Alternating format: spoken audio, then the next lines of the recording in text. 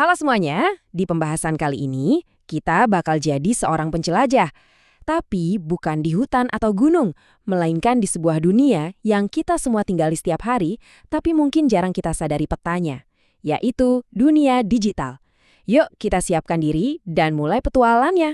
Coba deh, diingat-ingat. Sejam yang lalu, setengah jam, atau jangan-jangan barusan banget. Haha. Media sosial itu udah kayak nafas kita aja ya di zaman sekarang. Sebuah dunia yang literally ada di ujung jari kita. Nah, dunia yang kita jelajahi ini ternyata ada nama kerennya loh, bukan sekedar aplikasi, tapi ruang publik virtual.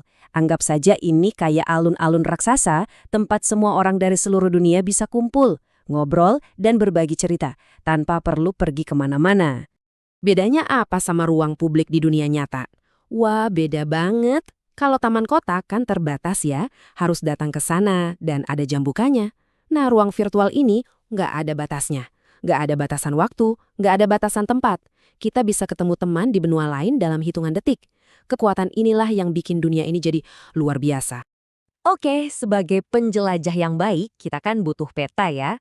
Yuk kita lihat gimana sih dunia ini dibangun, mulai dari pemukiman digital pertama sampai jadi kota metropolitan global kayak sekarang. Coba lihat deh betapa cepatnya semua ini terjadi. Kurang dari 10 tahun, fondasi dunia digital kita tuh udah terbentuk. Dimulai dari Six Degrees yang ngenalin konsep profil dan daftar teman, terus disusul Facebook yang mengubah total cara kita berinteraksi, lalu ada YouTube yang bikin kita semua jadi stasiun TV pribadi, dan Twitter yang bikin informasi bisa nyebar secepat kilat. Dulu banget di tahun 1994, ada platform kayak GeoCities yang ngasih kita kesempatan bikin rumah sendiri di dunia maya. Tapi lama-kelamaan fokusnya geser. Dari yang tadinya cuma halaman web static buat dipajang, media sosial berevolusi dari ruang yang super dinamis dan interaktif. Kita semua terhubung dalam satu jaringan raksasa yang gak pernah tidur. Perubahannya gila-gilaan. Oke, sejarahnya udah kita lihat. Sekarang, mari kita coba bongkar mesinnya. Sebenarnya apa aja sih bagian-bagian penting yang bikin dunia ini berjalan dan ya yang membentuk cara kita berinteraksi di dalamnya? Pernah kepikiran nggak? Kenapa ya platform media sosial itu rasanya mirip-mirip? Mau itu Instagram, Facebook, X, atau TikTok. Nah, itu karena mereka semua dibangun dari cetak biru yang sama. Ada fitur-fitur intinya. Apa aja itu? Yuk kita lihat. Inilah anatominya. Profil itu ibarat KTP digital kita. Lini masa atau newsfeed itu koran pribadi kita yang isinya dipilih khusus oleh algoritma buat kita. Teman dan pengikut itu jaringan sosial kita. Nah, suka dan komentar itu kayak mata uangnya, cara kita berinteraksi. Notifikasi itu yang manggil-manggil kita buat balik lagi. Dan yang terakhir, pengaturan privasi ini penting banget, ini adalah pagar rumah digital kita.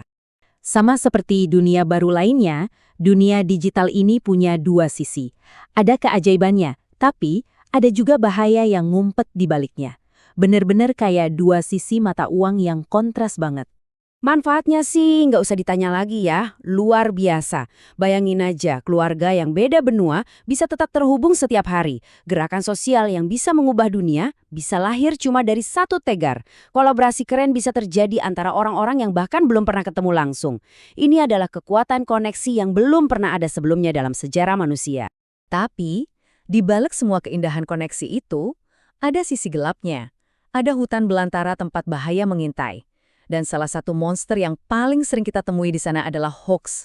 Informasi palsu yang sengaja dibuat untuk menipu, dan celakanya seringkali menyebar jauh lebih cepat daripada kebenaran itu sendiri. Jadi, hoax itu apa sih sebenarnya? Ini bukan cuma sekedar berita salah ya. Ini adalah kebohongan yang sengaja dirancang. Ciri-cirinya gampang dikenali.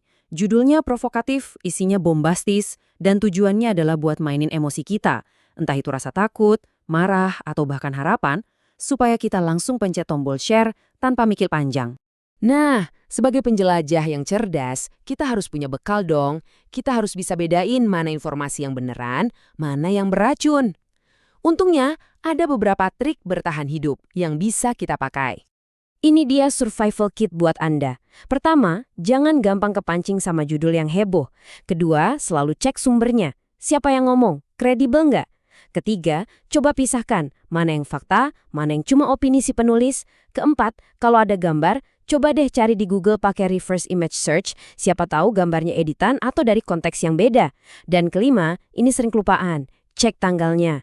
Berita lama sering banget diangkat lagi buat bikin gaduh. Oke, kita udah punya petanya, udah ngerti cara kerjanya, dan udah tahu cara ngenalin bahayanya. Sekarang, bagian terakhir dan yang paling penting, yaitu menetapkan kode etik sebagai seorang penjelajah.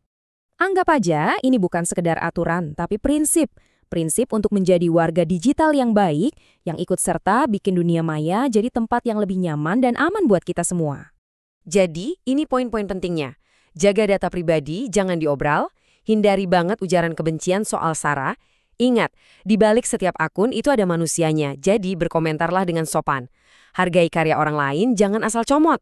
Dan yang paling penting, jadilah pemutus rantai hoaks. Kalau Anda ragu sama sebuah informasi, lebih baik jangan dibagikan. Titik. Peta kita untuk hari ini sudah selesai. Tapi petualangan Anda di dunia digital justru baru saja dimulai. Dengan semua bekal ini, Anda bukan lagi sekedar pengguna pasif. Anda adalah seorang penjelajah yang sadar dan cerdas. Jadi, pertanyaannya sekarang, dengan peta baru di tangan Anda, kemana tujuan Anda selanjutnya?